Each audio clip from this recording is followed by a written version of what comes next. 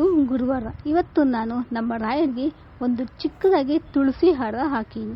ನಾನು ಮನೆ ಹತ್ತನೇ ಒಂದಷ್ಟು ತುಳಸಿ ಬಿಟ್ಟಿತ್ತು, ಅದನ್ನೇ ನಾನು ಕೊಯ್ದು ಕಟ್ಟಿ ಒಂದು ಅರ್ಧ ಮೊಳ ಹಾರ ಮಾಡಿಕೊಂಡೆ. ಅದನ್ನೇ ಇವತ್ತು ನಾನು ರಾಯರಿಗೆ ಹಾಕೀನಿ.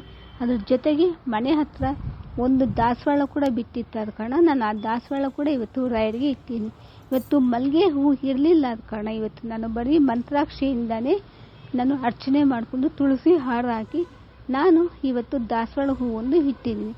ನಾನು ಪ್ರತಿ ಗುರುವಾರನೂ ಹೀಗೆ ಮಾಡ್ಕೊತೀನಿ. ನಾನು ಪ್ರತಿ ಗುರುವಾರನೂ ದೇವರಿಗೆ ಡ್ರೈ ಫ್ರೂಟ್ಸ್ನ ನೈವೇದ್ಯ ಮಾಡ್ಕೊತೀನಿ. ನಿಮ್ಮ ಹತ್ರ ಯಥಾಶಕ್ತಿ ಏನಿದೆಯೋ ನೀವು ಅದನ್ನು ನೈವೇದ್ಯ ಮಾಡ್ಕೋಬೋದು. ದಿನ ನಮ್ಮ ಮನೆಯ ಪುಟ್ಟ ರಾಯರ ಪೂಜೆ ಮತ್ತು ಅಲಂಕಾರ. ಎಲ್ಲರಿಗೂ ಈ ನನ್ನ ಒಂದು ಪುಟ್ಟ ರಾಯರ ಪೂಜೆ ಇಷ್ಟ ಆಗಿದೆ ಕಮೆಂಟ್ ಮೂಲಕ ತಿಳಿಸಿ. ನಿಮ್ಮ ಮನೆಯಲ್ಲಿ ಕೂಡ ಯಾರೆಲ್ಲ ರಾಯರ ಪೂಜೆ ಮಾಡೋರಿದ್ದೀರೋ, ನೀವು ಯಾವ ಥರ ಪೂಜೆ ಮಾಡ್ತೀರಿ, ಯಾವ ರೀತಿ ಅಲಂಕಾರ ಮಾಡ್ತೀರ ಅಂತ ನನಗೆ ಕಮೆಂಟ್ ಮೂಲಕ ತಿಳಿಸಿ.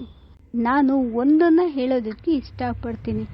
ರಾಯರನ್ನ ನಂಬುದವ್ರಿಗೆ ಯಾವತ್ತೂ ರಾಯರು ಕೈ ಬಿಡೋದಿಲ್ಲ ಅನ್ನೋದಕ್ಕೆ ಮಾಡುವಂಥ ಪೂಜೆನೇ ಸಾಕ್ಷಿ. ತುಂಬ ಜನ ಹೇಳ್ತಾರೆ ನಮ್ಮ ಮನೆಯಲ್ಲಿ ನಾವು ರಾಯರ ಪೂಜೆ ಮಾಡೋಕ್ಕಾಗೋದಿಲ್ಲ ಅಂತ.